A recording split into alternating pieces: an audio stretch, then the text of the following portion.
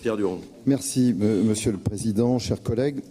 Cette délibération sur un sujet à caractère ludique devrait être accueillie favorablement sans soulever de grands débats.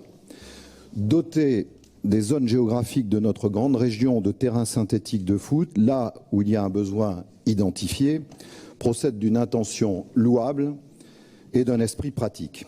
À y regarder de plus près, cette action de la région en partenariat avec la Ligue de foot de Nouvelle-Aquitaine, qui est l'émanation, rappelons-le, régionale de la plus grande fédération sportive de France, pose quand même deux problèmes sérieux. L'un touchant à la santé des usagers et l'autre à des préoccupations environnementales.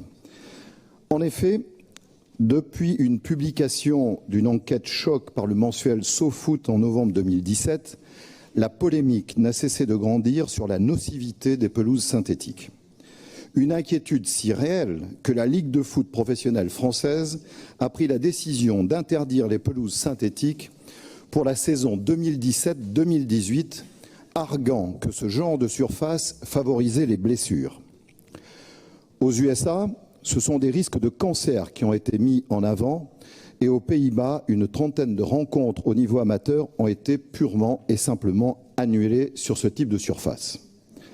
En France, la ministre des Sports, à l'époque Madame Fessel, interpellée sur le sujet, est longtemps restée muette et, tout en relativisant les dangers d'une telle surface, a tout de même saisi avec 5 autres ministères l'Agence nationale de sécurité de l'alimentation, de l'environnement et du travail. L'agence a indiqué en septembre 2018 que les études concluaient majoritairement à un risque négligeable pour la santé des sportifs et des enfants, mais évoquent tout de même des risques potentiels pour l'environnement.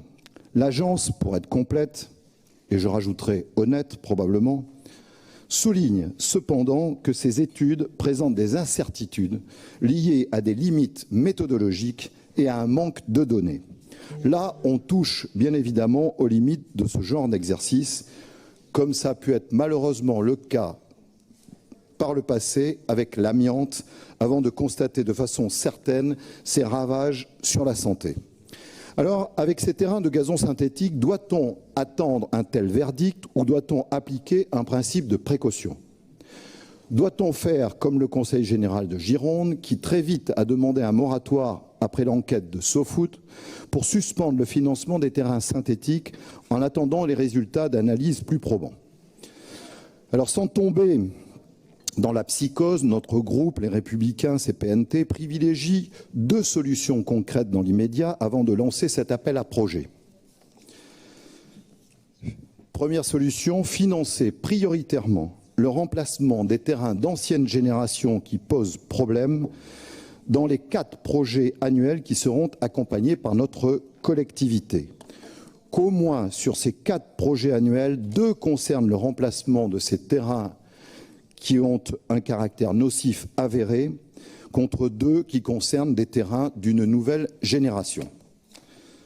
Ensuite, il convient bien sûr de s'assurer que les terrains de nouvelle génération présentent bien toutes les garanties pour la santé et pour l'environnement, y compris quand il s'agira de les recycler.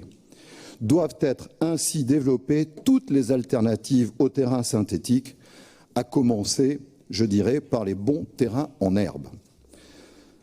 Notre vote, nous pourrons voter favorablement, Monsieur le Président, cette délibération, mais cela reste subordonné aux conditions que je viens d'exprimer et à un engagement de votre part à modifier la délibération dans ce sens.